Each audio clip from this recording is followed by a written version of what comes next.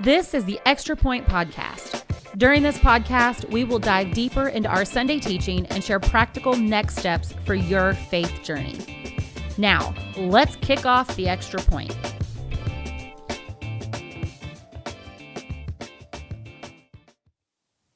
Hey, welcome to the Extra Point. I'm Cheryl Ross, the Next Steps and Discipleship pastor here at Southridge Church, and I'm with Scott Beha, our lead pastor. And Sunday was Easter, which is a huge Sunday in the church. However, you talked a lot about how we have a lot of people who treat Easter as this really special day, but nothing else really changes the rest of the year.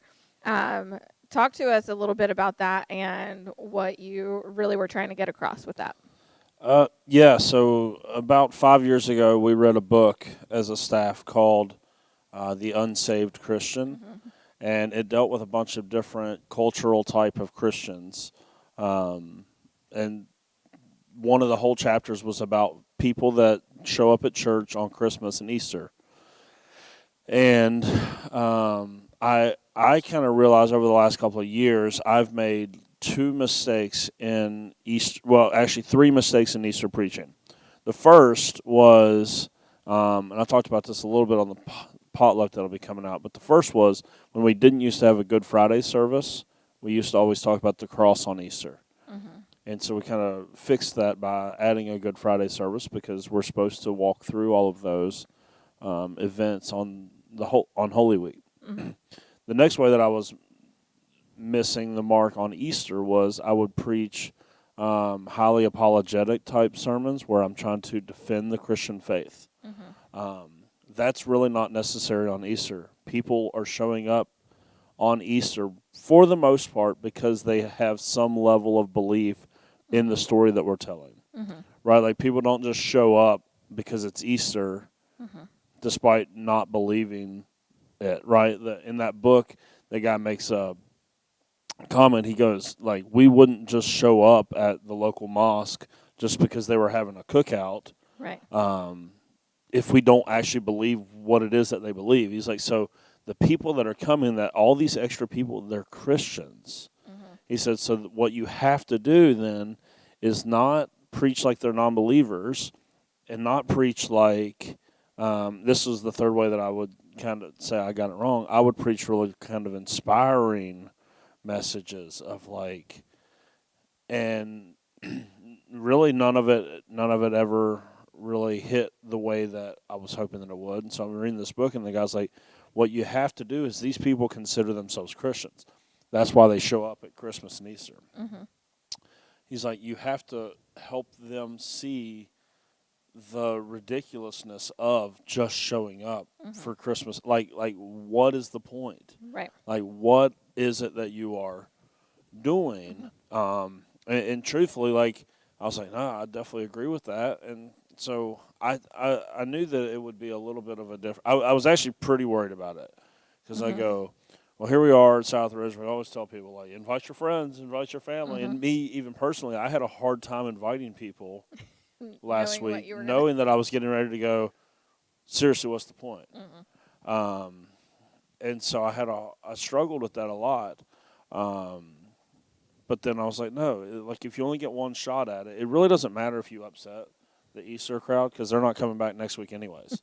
So, like, you might as well take your best shot and, we had almost 700 people here. Not all of them are coming back, but maybe what if one of them does? Yeah. What if that hit home with like one person, 5 people, 10 people? Then it was completely worth it. Right. Because we need to see the futility of what is the point of showing up on Easter if I'm not going to live out the truth of the resurrection the rest of the year? Yeah. What's the point? Like a friend of mine here at church told me the people that were sitting in front of them in service were not very happy. Yeah. Whenever I made that point, I go, well, most likely they're not coming back anyways. So, like, I don't really, it's not that I don't care. I'm more concerned with the state of someone's heart that would be offended by someone actually trying to help them see the situation properly. But, yeah, what is the point of Easter and showing up for Easter? If you're not going to let it actually change you.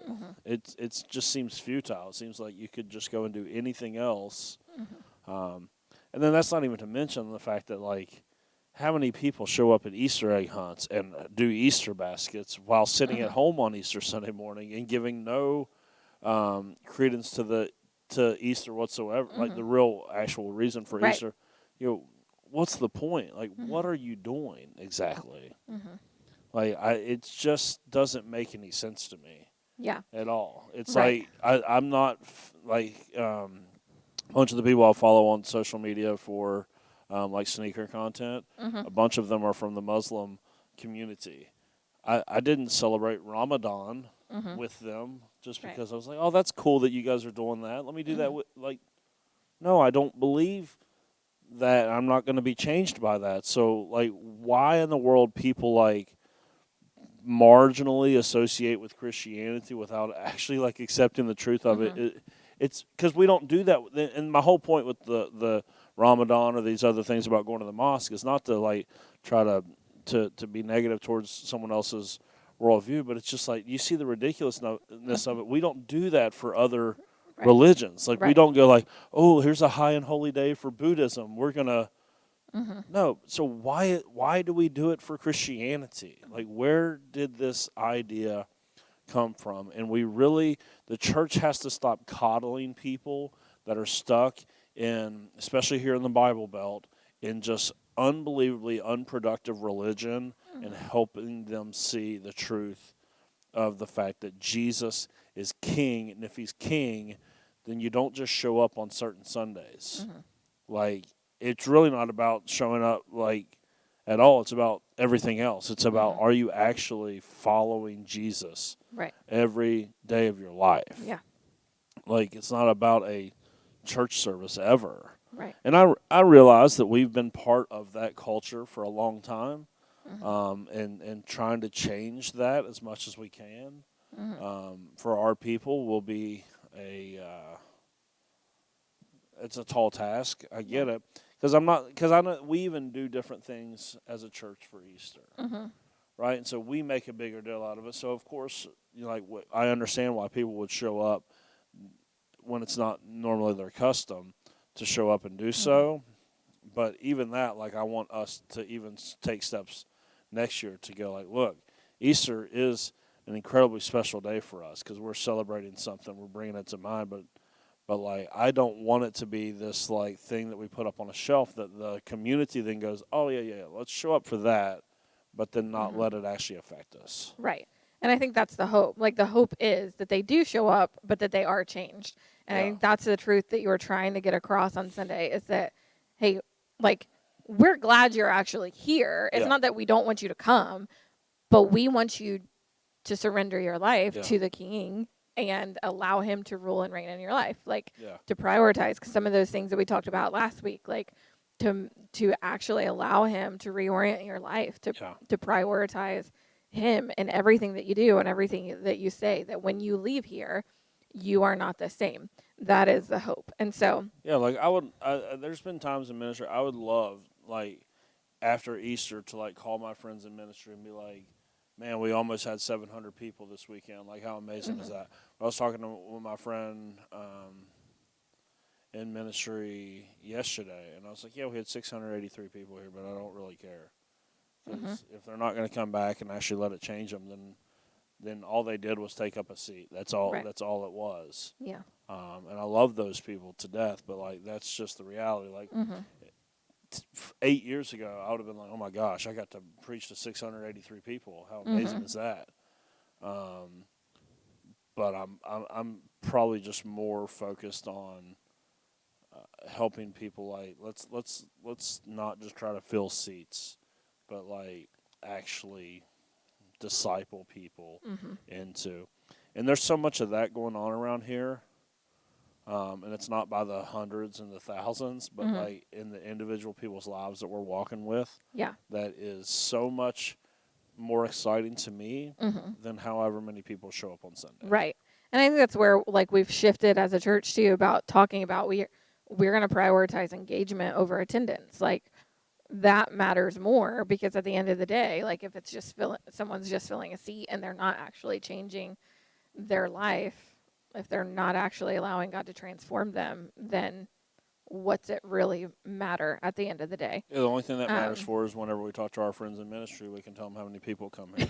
Who the heck Yeah. cares? I don't care if 10,000 people go to your church. Mm-hmm. If you don't have people that are truly following Jesus, it doesn't matter how many people go to your church. That's the same thing for here. Like we track those sorts of metrics because we have 9+ people up here that rely on this church for their income, and for their livelihood. So, yes, these things matter to us, but just the way we make sure that we're very clear, at the point, we will never sacrifice trying to help disciple people just to fill seats, because that model of church is dead, and it needs, wherever it still exists, has to be killed and done away with, because it doesn't work. It is the very reason why so many pastors are so frustrated every single Monday of their life, because they have discipled churches into cultural Christians that ultimately will not get on mission with them and go and shake the gates of hell with them like they're hoping, but they don't realize that they're the ones that did it. They're the ones that discipled people into that. And so it's like, whatever it is that you're frustrated about in your church, just know, and this goes for me too, you discipled the people into that model of frustration. Yeah. Well, you talked a lot about the story of Jesus and how a lot of people like to really stop at the resurrection. But that's not where the story ends. That's what we know through Scripture, that's not actually where the story ends. And so you talked about the ascension and what that really means for Jesus and for him in our lives. Let's talk about that a little bit more. Yeah, very maybe not traditional, but just non-charismatic people, they will stop at the resurrection and go straight to the church. And then our charismatic friends will always hit Pentecost, but only for the sake of the fact that the gifts and the Holy Spirits. But so both sides of that coin still miss the ascension by and large, unless we're telling some weird story about how Jesus got swallowed up by a cloud and now he went to heaven. That's about all that you ever get out of the ascension story from most people that don't understand what's going on there. And that's why, again, that's your interpretation of that story, the way that you teach it, the way that you whether ignore it or misteach it, will have a way of forming the story of Jesus in your people's lives that will ultimately be lacking if you do not know that the ascension of Jesus is every bit as important as every other part of the story. The miraculous birth, we have to have that. The sinless life and all that, have to have that. I get it. The cross, have to have it. These are non-negotiables. The resurrection, non-negotiable. You have to see the ascension in the same vein.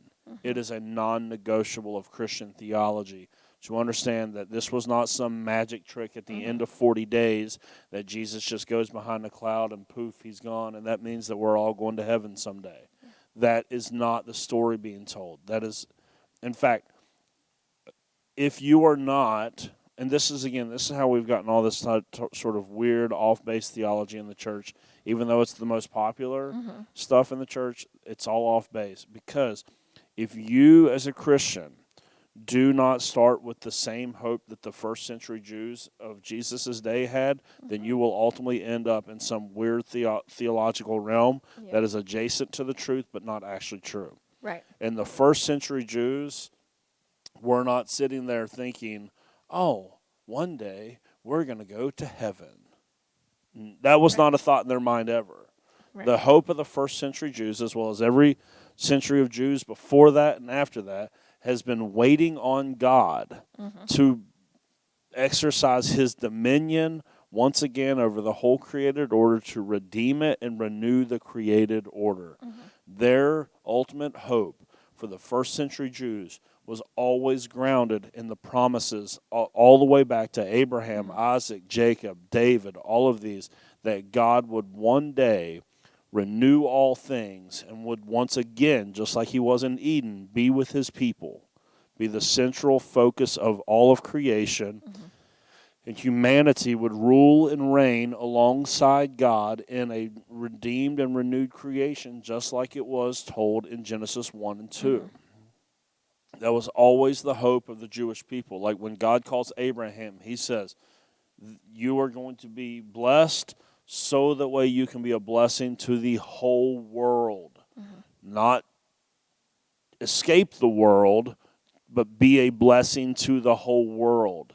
That was the hope of the first century Jews. So when they see Jesus ascend, first off, even though they didn't know nearly as much about science as we know now, they do know that heaven is not straight up in the air. And like they know that. They know that this is only Jesus is ascending up to the cloud to make a point to go, hey, remember Daniel chapter 7, the Son of Man came riding on the clouds of heaven. Okay, what's happening here? That's what's happening here. Daniel chapter 7, the Son of Man approaches the Ancient of Days and is given authority over all things. Now this is the coronation of Jesus. Jesus has now become king over all the created order. And like you might get two different pushbacks. Some people will go like, whoa, wait a second. Well, was he not always king over the whole created order? Well, multiple times in the scriptures, the enemy is referred to as the prince over the air and all these different things.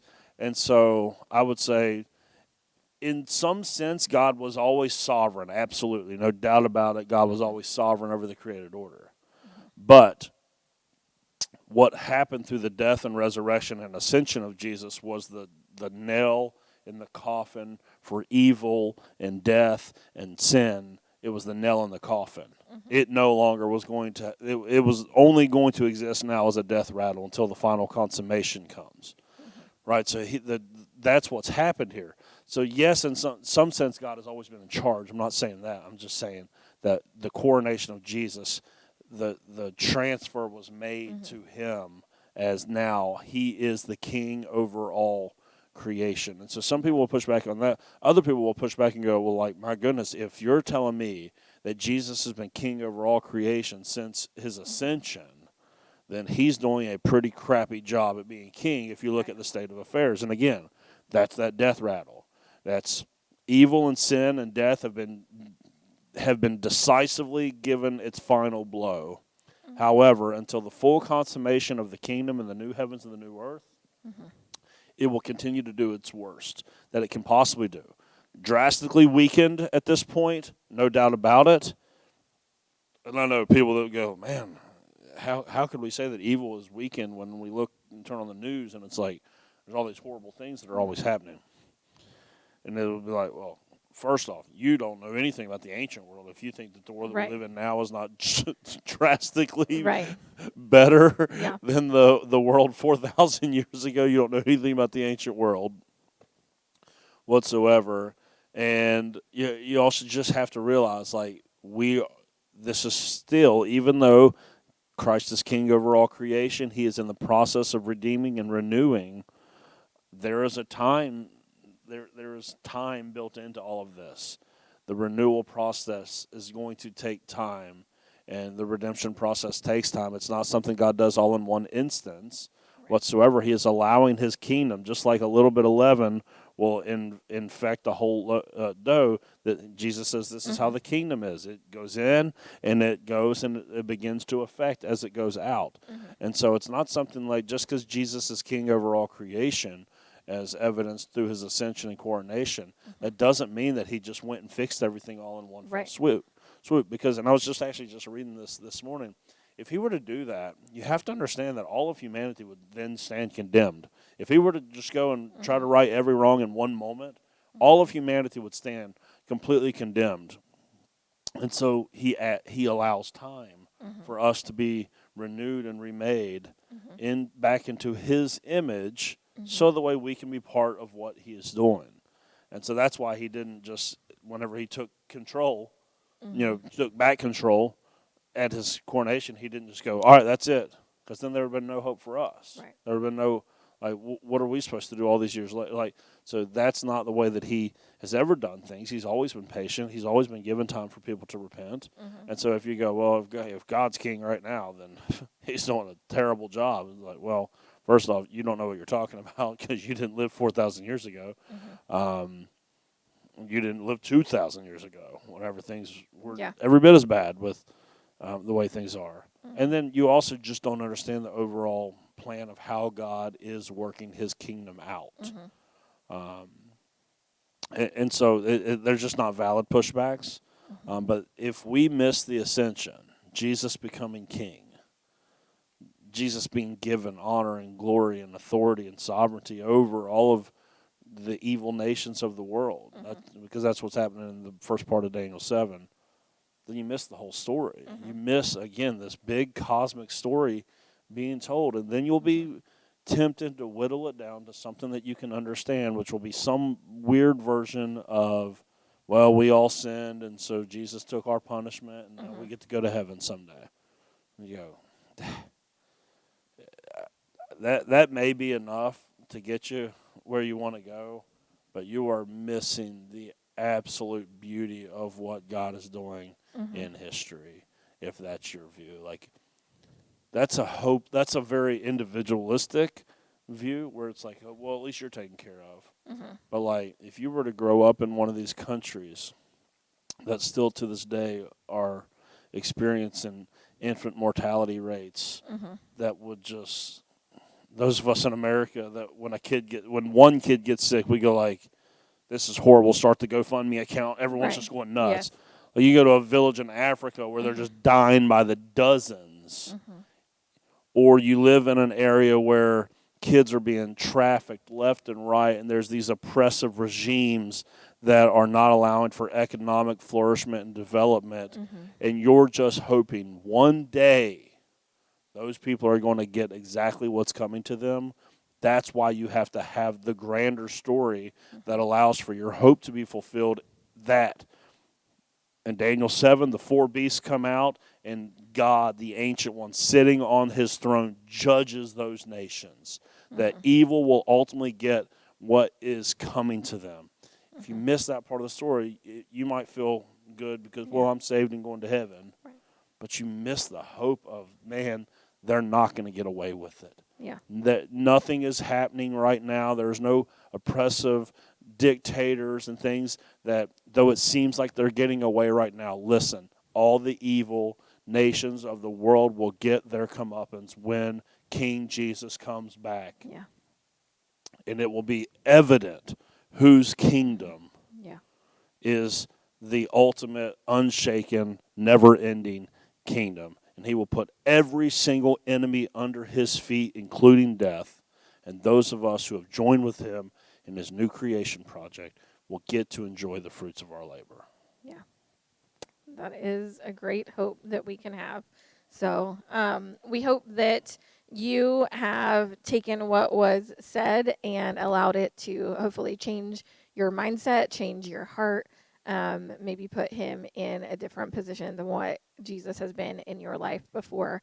Allow him to be king throughout the rest of the year, not just one day of the year. And we will be right back here again next week with a new series called Red Letters, be the teachings of Jesus. So we hope that you'll join us. Make sure you like and subscribe to this podcast if you haven't already, so that way you don't miss anything new. And we will be back here next time. Thanks for tuning in to The Extra Point. Be sure to subscribe to the Southridge Church podcast and tune in every Wednesday for another episode of The Extra Point.